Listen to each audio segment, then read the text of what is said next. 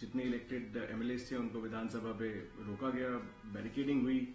BJP इसलिए घबराई हुई है क्योंकि हमने भीमराव अम्बेडकर का नाम का स्लोगन उठाया, उनके पोर्ट्रेट को हटा के प्रधानमंत्री मोदी को लगाया गया है, इसलिए आम आदमी पार्टी को सस्पेंड करा गया है इसी चक्कर में। और जय भीम के हमने नारे लगाए, इसलिए बीजेपी बर्दाश्त नहीं कर पा रही है। वही बीजेपी के साइड से सतीश उपाध्याय ने कहा है कि एलओपी ने खुद इंसल्ट किया है भीमराव अम्बेडकर को, शहीद भगत सिंह को। इस तरीके से उनके रिलेटेड जो पॉलिटिक्स इन्होंने करी है, बस एक डाइवर्ट करने की साजिश है। जिस तरीके से सीएजी की रिपोर्ट टेबल हुई है, आपका क्या पक्ष रहेगा सर, ये जो घटनाक्रम सामने आया है दिल्ली असेंबली? देखिए, डॉक्टर अंबेडकर के विचार से आम आदमी पार्टी, बीजेपी दोनों बराबर नफरत करते हैं, बल्कि आम आदमी पार्टी ज्यादा नफरत करती है। सवाल है विचार को कौन मानता है।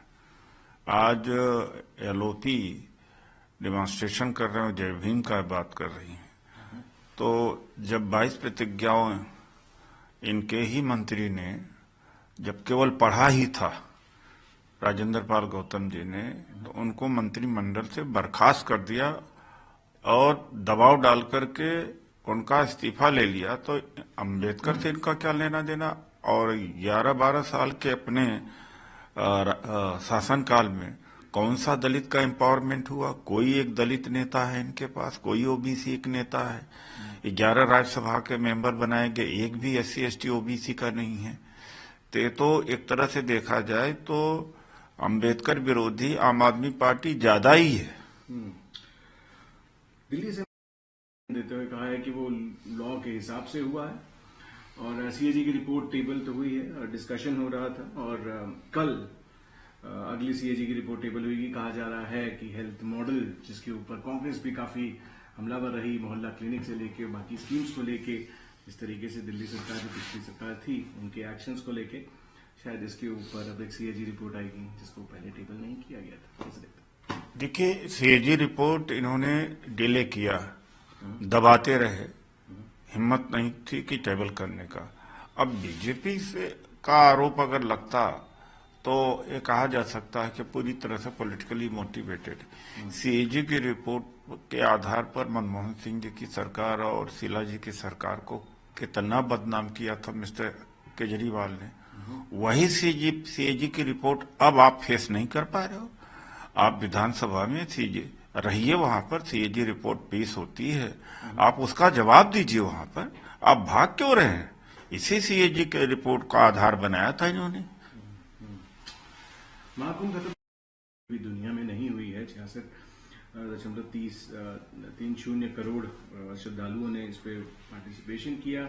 कोई किडनैपिंग नहीं हुई, कोई इंसिडेंट नहीं हुआ। ऑपोजिशन इसको कुछ रिवील नहीं कर पाया इस इंसिडेंट को, जितना भी उन्होंने ढूंढने की कोशिश करी और इसके अंदर खोजने की कोशिश करी, और ऑपोजिशन के पास कोई मिस इन्फॉर्मेशन फैलाने का कोई भी चांस नहीं रहा। उन्होंने एक और चीज कही कि काठमांडू की घटना को प्रयागराज की घटना बता के ऑपोजिशन ने काफी फैलाने की कोशिश भी करी, और इससे सनातन धर्म कभी भी नहीं झुकेगा। जो भी मिस इन्फॉर्मेशन ऑपोजिशन कोशिश करेगी। क्या सनातन धर्म की इनकी खोज है क्या? 1980-81 की बनी भारतीय जनता पार्टी, इसके पहले सनातन धर्म था ही नहीं। इस तरह से सनातन धर्म का बहुत अनादर करते हैं। और दूसरी बात है कि बाहर की कोई आलोचना नहीं थी। इनका दिल्ली और लखनऊ की लड़ाई है। दिल्ली और लखनऊ की लड़ाई जो बोल नहीं सकते योगी।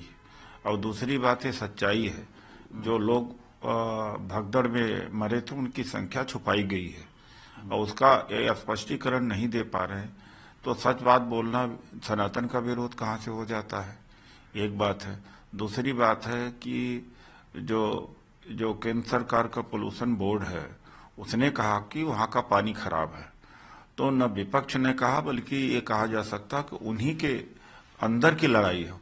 अब वो नाम नहीं ले पा रहे हैं केंद्र का कि कौन उनके पीछे पड़ा हुआ है। तो ठिकरा जो है विपक्ष के ऊपर फोड़ रहे हैं। विपक्ष क्या इंतजाम के बारे में नहीं बोलेगा? लोगों की समस्याओं के बारे में नहीं लोगों बोलेगा? पानी खराब है, वो आधार उसका अपना खुद का नहीं है, केंद्र सरकार के एजेंसी का है। क्या उस नहीं बोलेगा तो क्या करेगा? इसमें सनातन को क्यों ढाल की तरह हर जगह पेश कर देते हैं? ये ढाल बन गया है सनातन। बेरोजगारी की बात करो, सनातन विरोधी हैं। और महंगाई की बात करो सनातन विरोधी हैं, नौकरी की बात करो तो सनातन विरोधी हैं। सनातन को इन्होंने ढाल बना लिया। बात करते हैं महाकुंभ की। डुबकी लगाते हुए हमें महाकुंभ में नहीं दिखे एकनाथ शिंदे, जो महाराष्ट्र के डिप्टी सीएम हैं, उन्होंने कहा राहुल गांधी हो या उद्धव ठाकरे अपने आप को हिंदूवादी नहीं कहना चाहिए। जिस तरीके से ये बात उठी, कैसे देखते हैं? क्या एक बात है, देखा है कि डुबकी लगाते अरे भाई उस तरह से तो नीतीश कुमार जी भी नहीं गए, तो उनको भी आप कह दीजिए हिंदू विरोधी हैं। ये कोई बात कहने की है? आस्था एक तरफ तो यह कहा जाता है कि भगवान कण कण में है, तो या तो भगवान एक जगह इन्होंने बांध रख किया है, तो ये भगवानों को आस्था का अपमान करते रहते हैं। अपनी अपनी आस्था, अपना अपना तरीका है पूजा करने का। तो ये तो किसी के धार्मिक आजादी पर हमला बोल रहे हैं।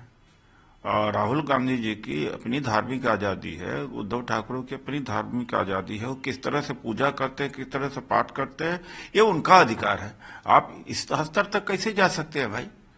फिर चंद्रबाबू नायडू भी डुबकी नहीं लगाने आए। बीजेपी के तमाम सारे नेता जो नहीं गए वो सब सनातन विरोधी हैं क्या?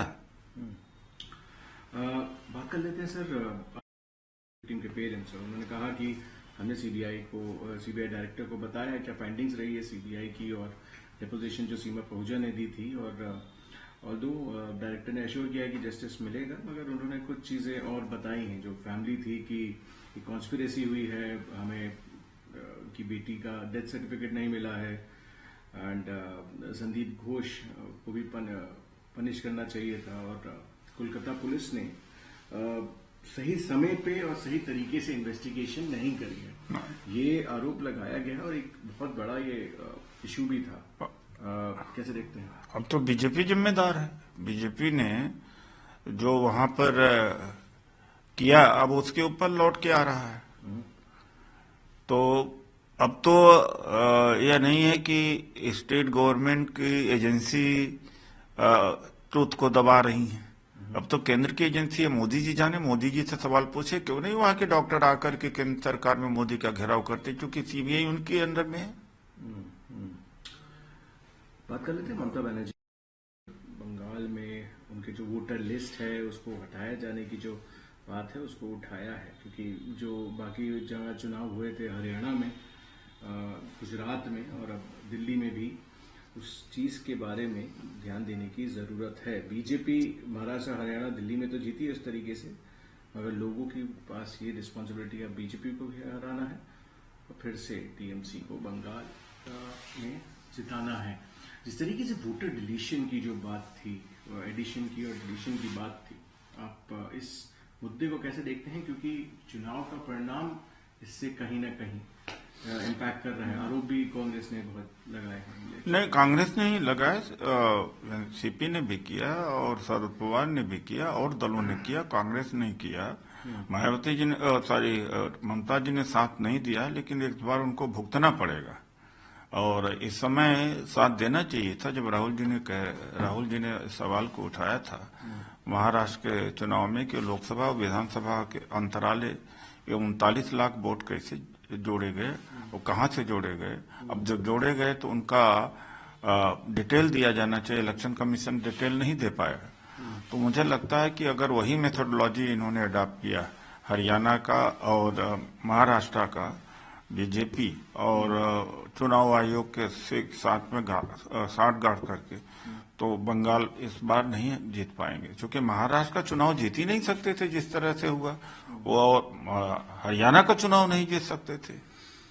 अगले प्रश्न पे आते हैं। जिस तरीके से अब जेडीयू का कोई भी कैंडिडेट अब नहीं जीतना चाहिए, क्योंकि नीतीश कुमार एक ट्रेंड बना दिया है कि 5 से 10 कैंडिडेट उनकी पार्टी के आते हैं, उसके बाद वो सरकार में कोalition में आते हैं। क्योंकि अब नीतीश कुमार फिजिकली तो थक चुके हैं, मेंटली रिटायर कर चुके हैं, और बीजेपी को अभी भी बैक कर रही है। मतलब बीजेपी पावर गवर्नमेंट में रहना चाहती है, क्योंकि अभी जो कुछ मंत्री पद की शपथ ली गई, इससे ये है कि आगे जाके लूट और बढ़ेगी जनता की। नहीं, चुनाव भी है। हालांकि मुझे जवाब नहीं देना चाहिए, पता नहीं मीडिया क्यों इतना हाइप करता है। प्रशांत किशोर की बात कर रहे हैं, कौन सा इनका ये बड़े नेता हो गए, 1400-1500 वोट आए हैं। ये मीडिया क्यों इनके बारे में इतना कहती है? ये जातिवादी, हम लोग तो पूरे देश का आंदोलन चलाते हैं, लाखों लोग इकट्ठा करते हैं बिना पैसे के। ये तो पैसा वैसा करके बड़ा यात्रा वात्रा किया, उसका बाद में अभी भाई इलेक्शन में क्या दुर्दशा हुई। एक बात। दूसरी बात है कि जो मुझे लगता है कि ये बी टीम है बीजेपी का, और जनता दल का बोरिया बिस्तर बीजेपी और प्रशांत किशोर मिलकर के बांध देंगे इस बार।